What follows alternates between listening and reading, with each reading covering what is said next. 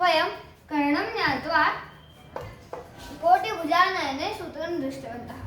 अद्य तदेव प्रकारान्तरेण पश्यामः। एतदेव उदाहरणं 50 कर्ण इति। अत्रापि एकम् इष्टं स्वीकर्तव्यम् इति अहं द्वयं स्वीकरोमि।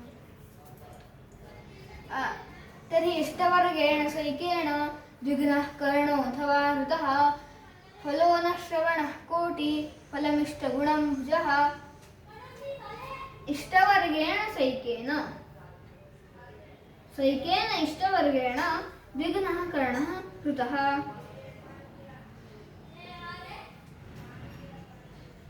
द्विघ्नः कर्णः ऋतः।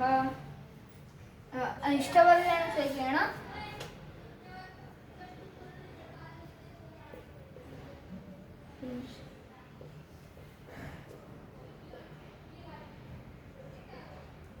इष्टवर्गेण सैकेन द्विघ्नः कर्णो अथवा ऋतः फलो न श्रवणः। एतत् फलमिति उक्तमस्ति।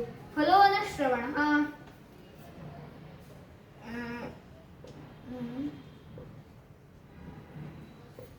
कोटि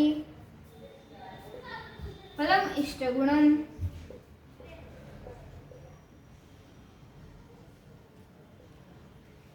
भुजः। तर्हि पुनः एकवारं पश्यामः। सैकेन इष्टवर्गेण द्विघ्नः कर्णः ऋतः तत् फलं कर्णात् गुणं फलं कोटिः तथा फलम् इष्टेन हतं भुजः स्यात्।